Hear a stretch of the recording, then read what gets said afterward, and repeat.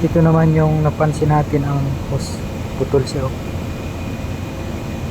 Ito yung kadugtong. Dapat mapalitan natin to. Papalitan natin. Tatanggalin ko to. Mukhang doon naputol sa puno.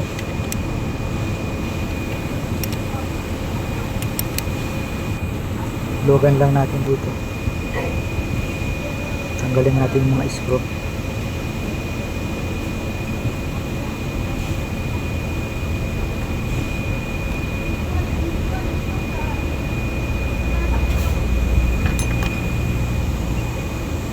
Yan, dito pa yung isa.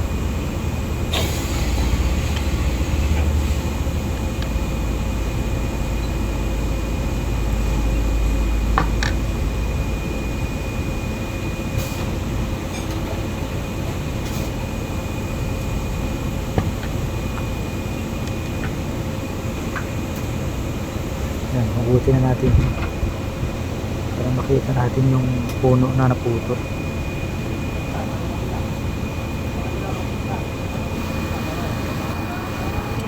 Ayan siya, nagala na natin.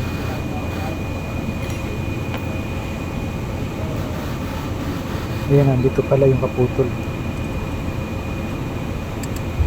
Hilahin natin to para dito natin salpak yung bagong hose. Alisin natin itong tira. Ito yung pamalit yan.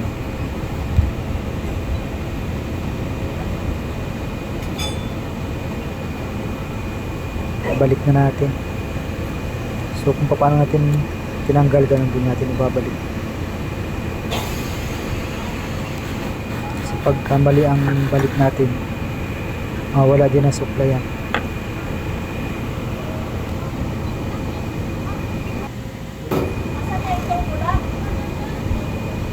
Yan, lagyan na rin natin ang cable tie. Tapos papasok natin kabilang dulo dun sa butas. Yan dito. Para supply yan dito sa rotary supply. Dapat may supply na langis yan doon kasi nag-iinit yan. Yan, nalagay na natin. Yan. Kasi pag walang supply yan, nag-iinit. Madali masira ang rotating hook. Yan, okay na siya.